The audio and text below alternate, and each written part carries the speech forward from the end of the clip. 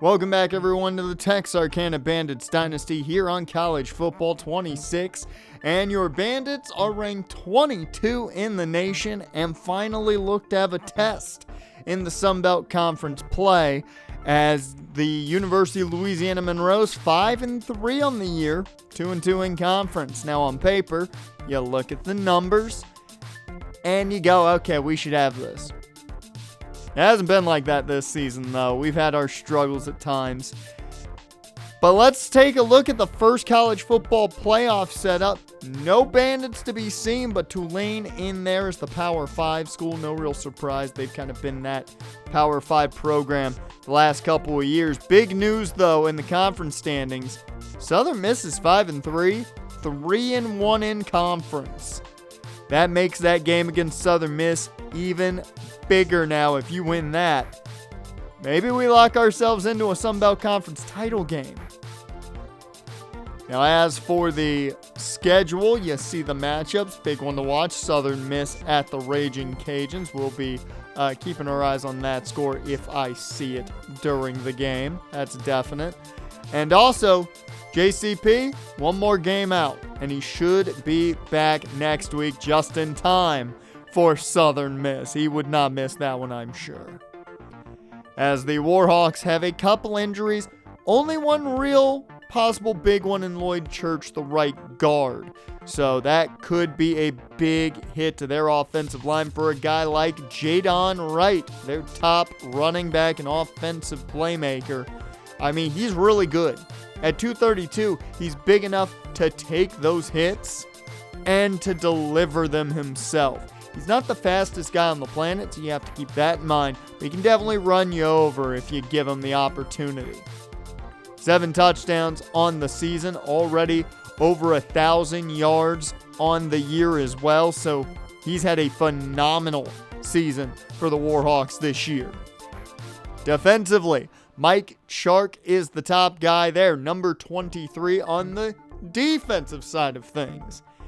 The 5'11 sophomore is just getting better as the time goes on. He's already maxed out in his man coverage, though, so he's not going to get better there at least.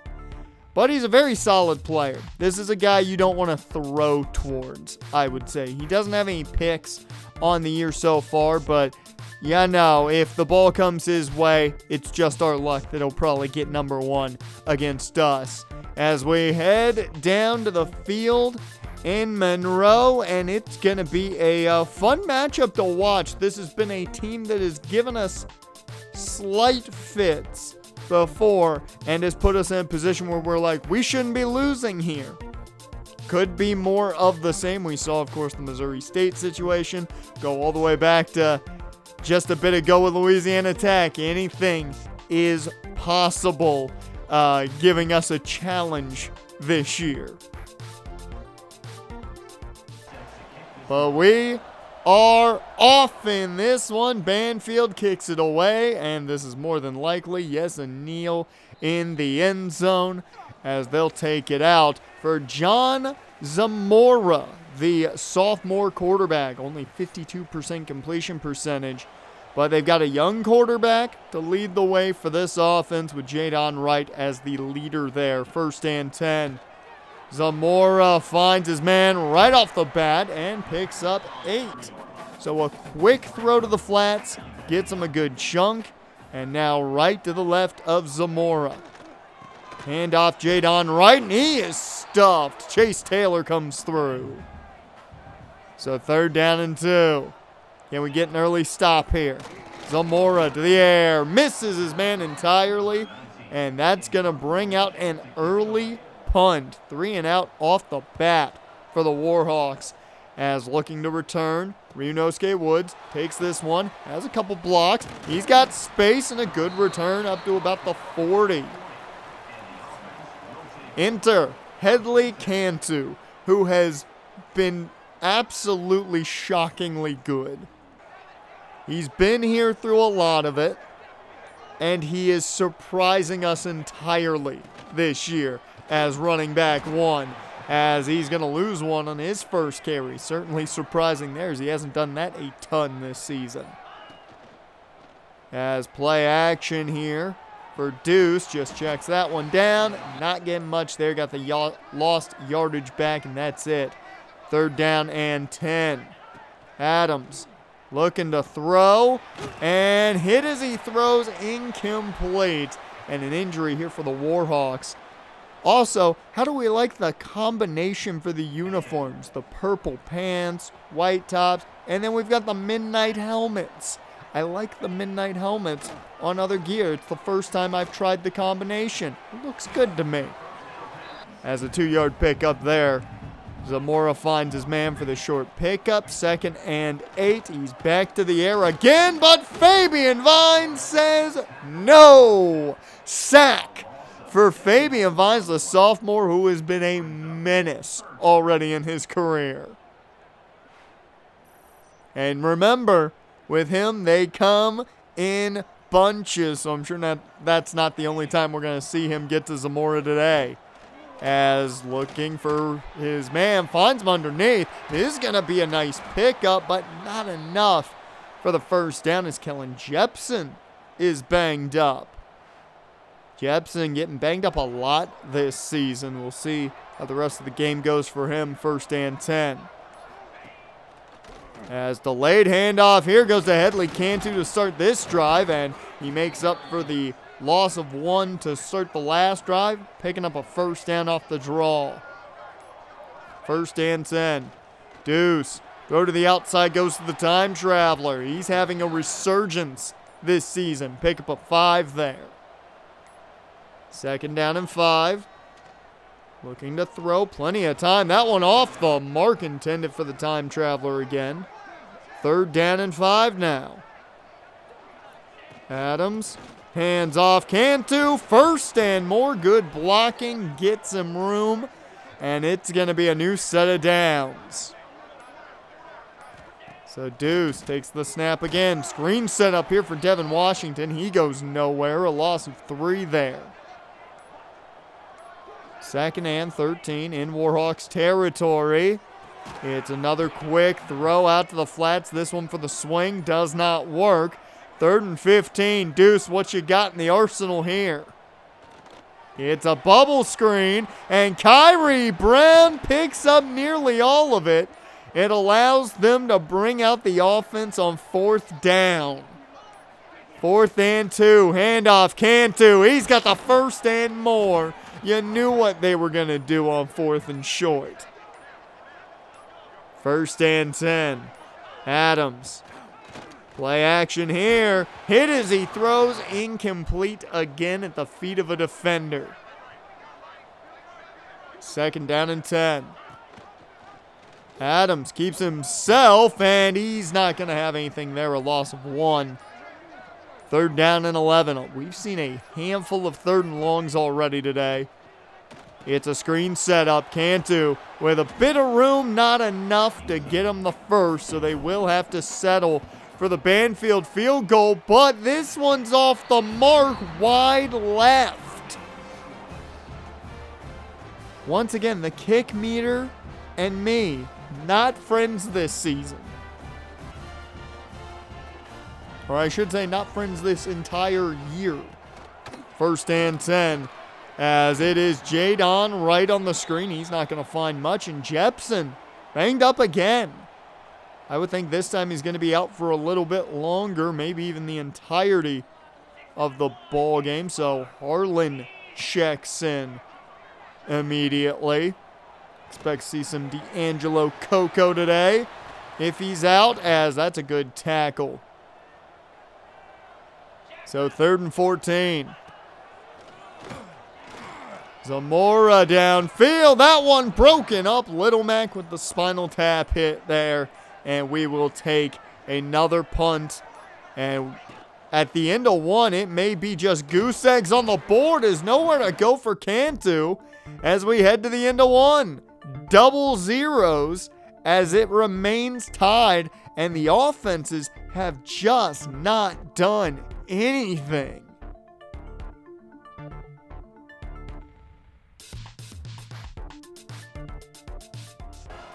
It has been a surprise to start today, starting the 2nd quarter here, 2nd and 15. Looking to throw. It's a screen. That's Falcon. Get the ball in your number one receiver's hands, and he'll make things happen all the way down to the 21. The screen gets the offense going finally. 521 yards this season so far for Douglas Falcon. First and 10, and if you're wondering, that does lead the team in receiving yards as the swing out here works for Cantu to pick up 9. Second and 1. Looking to throw, or looking out of the gun, I should say, as that handoff picks up enough for the first. Cantu does his job as Eric Wells checks in. First and goal. Deuce checks this one down to Wells, and he finds pay dirt. Had an open man on the other side as well, but touchdown Bandits, as finally there's points on the board, and it's on our side. So Eric Wells cashes in for the Bandits offense. Haven't seen that much this year, and the first time, I believe, through the air for him. Now for the defense. Jepson's still not out there. Hartland's still out there at edge as this deep ball is intercepted. Little Mac's second pick of the season, and he was ball hawking back there. That's not his style, but hey, give him the opportunity, I guess. Having a hell of a senior year is Little Mac. Good on him. So an immediate turnover for the Bandits after finally getting points on the board. You're already at midfield from the return. Let's add some more points to the board. Ryunosuke Woods gets the handoff. Finds no room there, though. Stood up as he ran into his own man. Second and 10. Play action here. Deuce on the run. Throws, has the time traveler for a first down. We'll take it. First and 10. Hand off here to Ryunosuke. He cuts back in, and that's going to be a gain of 4. Ryunosuke Woods getting a lot of work here. We haven't seen a lot for him today so far, so good to see maybe a little bit of a break for Cantu, and Ryunosuke get a couple of snaps. As on 3rd and 6, Cantu checks in. Deuce looking to throw. He's got time. He wanted Falcon. That was short-armed, and they have to settle for a long one here. As this is a 51-yarder. Kick is up, and it doinks off the right upright. Oh, Banfield having a rough day today. 2 missed field goals. Wide left, a doink. Are we going to go through like the emotions of every team that's missed a field goal in the NFL? As a 4-yard pickup there off the screen. Jet White was right there for the tackle. As looking to throw, Zamora intercepted. It's Dorian Jackson to the 20. 10-5 touchdown. A 44-yard pick six. Oh, he's gotten beat a lot this season on straight-up one-on-ones. He's gotten beat, but a great pick six by Dorian Jackson. Will take it. The second pick of the day by this defense. And now a 2-score lead. Still no Kellen Jepson in this ball game right now. As Zamora almost intercepted for a 3rd time there. I don't know how he caught that one, but it's a 2-yard loss. Second and 12. Zamora looking to throw. He connects with his man, and that's going to be a solid 6 yards. 3rd down and manageable, I would call it.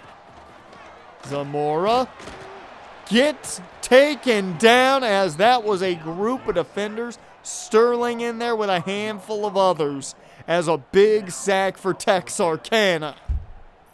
Exactly what they needed, as it is 1st and 10 now for Texarkana, taking back over on offense. Hand off to Headley Cantu, and look at the room. You got a 2-score lead, and now you get to utilize that ground game. 1st and 10, Woods in the backfield. Deuce throws a wide open Douglas Falcon, and you're not going to catch him there. Touchdown, Bandits. Falcon made it look easy with no safeties back there. You can't do that against this Texarkana offense. You just cannot. Our Bandits finally have firepower as things have clicked a bit on offense. Jadon Wright with his best run of the day. One of the better offensive plays of the day for the Warhawks. Handoff here. Jadon Wright again. He goes down as D'Angelo Coco's now out there. Still no Kellen Jepson. But now D'Angelo Coco getting snaps at the edge. As that is a fantastic throw by Zamora. He picks up the 1st down. Best play of the day by this Monroe team. Has a deep ball here. That's a fantastic catch. Back-to-back big plays. Those are the plays that Jackson's gotten beat on all year long. But another great catch. As Jamie Garcon there for only a 1-yard pickup as the Warhawks look to try and get points before half.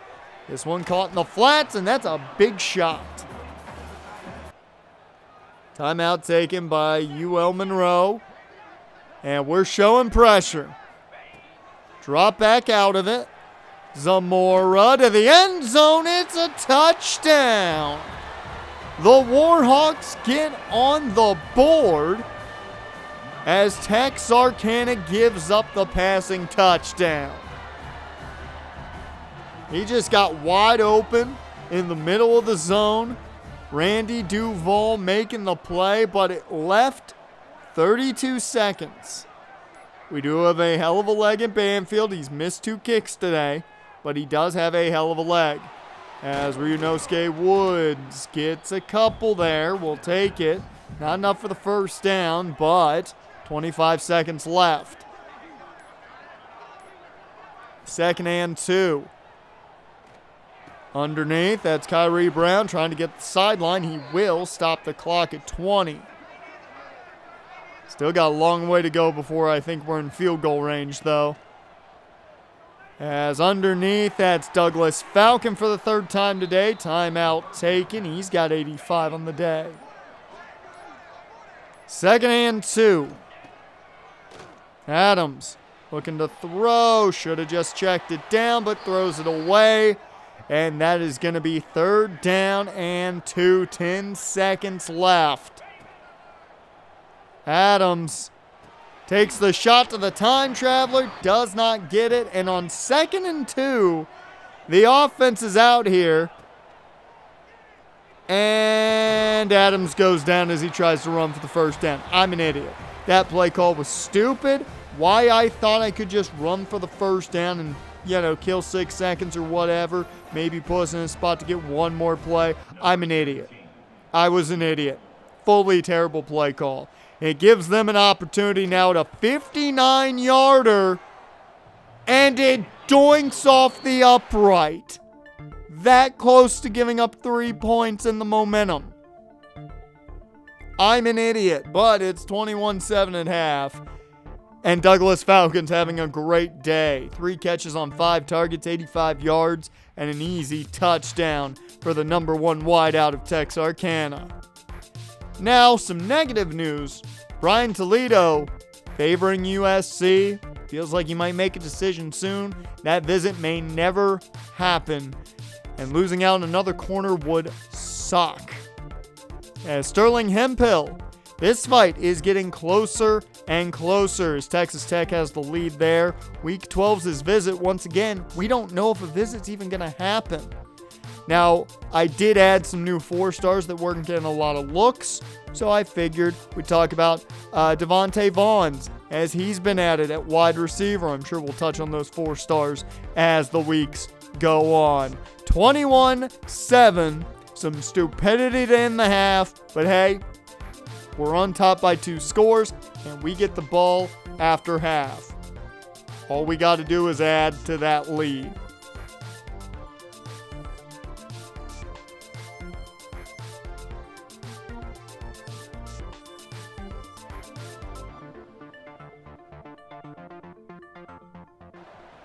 Second half of action begins here. Deuce Adams looking to throw to begin, but down he goes. The play action does not fool him enough. 2nd and 16 after the sack. Hand off here to Headley Cantu, and great block by Douglas Falcon opens that one up. He's doing everything right today as number 7. As a big first down for Cantu on the ground. He does it all well and with some help from his wide receivers blocking. Hand off to Ryunosuke Woods. He's going to pick up 8. Easy run there. As already into Warhawk territory, Cantu checks back in. As to the air we go, and just getting rid of that is Deuce Adams. Threw that one into the turf. 3rd and 2. Adams, quick throw. That one incomplete, intended for Devin Washington. He couldn't haul it in, and on 4th and 2, the offense is still out there in no man's land. Handoff, Cantu. He's got the first, trust 21, and it'll work out. 1st and 10. Adams. It's RPO here for the time traveler. I was about to say play action, but the RPO works out for the time traveler, picking up the first, and his resurgence has been a godsend for this offense. 1st and 10. Ryunosuke Woods in the ball game. They go Woods' way. Tried to go out wide. Could not find the room. It's a loss of 3. And that brings up 2nd and 13. Woods stays out there. Screen setup. Ryunosuke with some room. Makes one man miss. Gets a chunk back. We'll take 7. It's 3rd down and manageable. So 3rd down and 6. Just a handoff to Cantu, and he's going to fight his way in. Touchdown, Bandits. Never underestimate 21. Headley Cantu has been the guy this season for this offense when it comes to who do you trust the most. We may be mainly a passing attack, but Headley Cantu has changed the face of this team, and I did not expect it. Hand off Jadon Wright. He gets taken down with ease. 2nd and 8. As Zamora looking to throw. Wide open finds his man. That's a first down. That's Byron Robbins in coverage.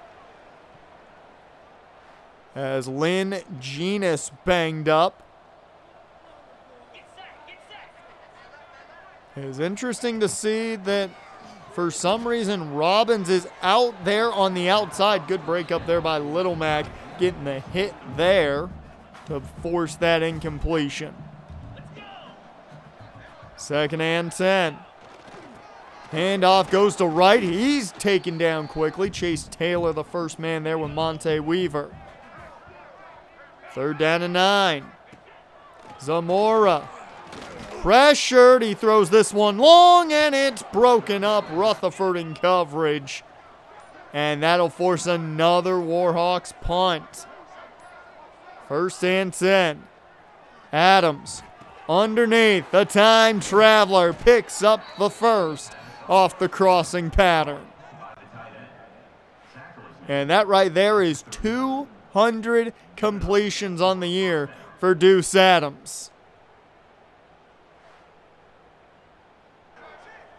1st and 10. Ryunosuke Woods in the ball game. Handoff goes to Woods. He's got room. That's a nice first down carry. I will say Deuce Adams has been exactly what we've needed, that steady starting quarterback. He's not dominant by any means, but he's exactly what you need in a starter, and I cannot wait to see how good Cortez Mangum is after 1 year just learning on the bench. 1st and 10. Deuce gets it away at least. He took another hit. But 2nd and 10. Handoff here. Goes to Ryunosuke, and he's going to be just shy of the mark. Headley Cantu in the ballgame on 3rd and inches. You know where this ball's going.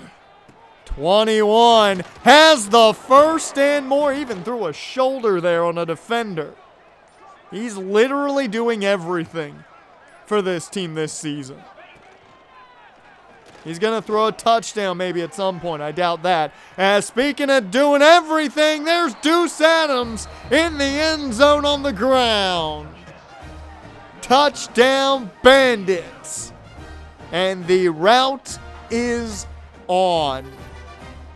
This is what we expected this team to be able to do against lower opponents.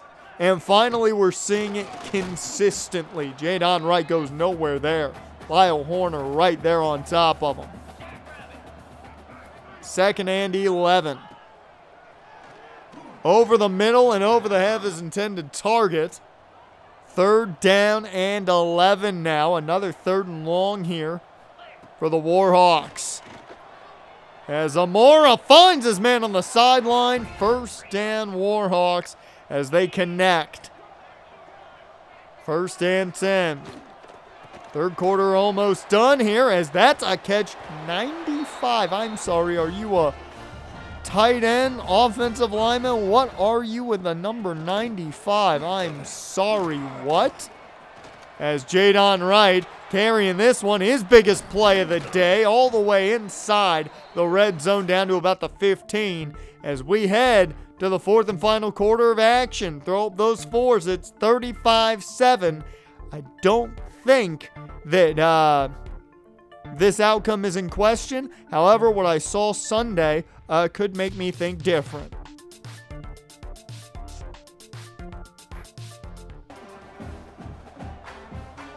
Fourth quarter begins here, and for anybody who didn't get the last thing I said, I'm a Jags fan. That should explain it all, as that's something I didn't see Sunday. Speaking of the Jags, that's D'Angelo Coco getting the sack. Good to see some edge rush. And no flag to be seen for roughing the passer. 2nd and 18 here now, as the backups are in, if you didn't notice, for the Warhawks. We, though, are not playing the backups. I did not play the backups solely because, you know, they were close to the end zone, and I wanted to stuff them. D'Angelo Coco with another big hit there. 4th down and 5. Can they finish this drive off? They will. It's a sack, forced fumble, and recovery by D'Angelo Coco. What a job. D'Angelo Coco does the work right there. Unbelievable play. The redshirt sophomore looking real good there. 1st and 10. Handoff Headley Cantu, and there he goes on the run. Another good one and a 1st down. As that right there eclipses 1,000 yards on the season for Headley Cantu. He is the first rusher in school history to hit 1,000 yards on a season. 1st and 10. Check down here goes to Kyrie Brown. It's going to be a 7-yard pickup. 2nd and 3. Deuce hands off Ryunosuke. He's going to pick up the 1st. 1st and 10. 8 minutes left to go in this one. I mean, I think it's a foregone conclusion given we're watching backups for the Warhawks as Cantu picks up 3 there off the option call, and it's going to be 2nd and 7. Deuce sets up another screen. Falcon picks up 4. And on 3rd down and 3, I think we all know who's getting this football. Hand off Ryunosuke. He breaks off of what looked like 2 tackles essentially and picks up the 1st. 6 minutes left. It's a keeper for Deuce. He's gonna have the first, slides down safely for the first down, and it'll be 1st and 10. Headley Cantu back in the ball game. He gets the handoff. He finds positive yardage. It's only a gain of 3, but we'll take it. 2nd down and 7. Just under 5 minutes to go. Cantu fights forward for another gain of 3. And on 3rd down and 4, Cantu still in the ball game, but through the air they go to the end zone. Knocked away, intended for Devin Washington. Banfield, though, does get the field goal. This one hopefully shakes those 2 misses he had earlier. 38-7. And that would essentially be the end of our offense. 3:52 left. We get to see a little more of this defense. And D'Angelo Coco, who's had a really good outing since coming into the game. It was Heartland initially. I decided to give those snaps to D'Angelo Coco to see what he could do as the edge rusher. Mainly has played in the base sets most of the time. So it was like, hey, give him the snaps, and I think he's looked pretty good, especially against the backups, as he should. As that one is caught, and that's going to be enough for the 1st down. 1st and 10, 2 minutes to go. Why are we watching this drive? Well, looks like the Warhawks are at least moving the ball a bit. 2-minute warning hits, as that is a 3-yard pickup. And in motion, they go play action. Deep ball here, and it's caught. Dorian Jackson gets beat again. I mean, that's just guy going up and winning the 50-50 ball, as this one is caught down to the 2-yard line. And hey, the backups might get points on the board. The starters and backups may score the same amount today for the Warhawks, as nowhere to go. And that was a great dive, wasn't it, by D'Angelo Coco. This is why you don't let me play as anybody on the defensive front. My user is awful, as that is a good stop by Little Mac coming down. 3rd and goal, last play of this game. Nowhere to go. The defense stuffs them.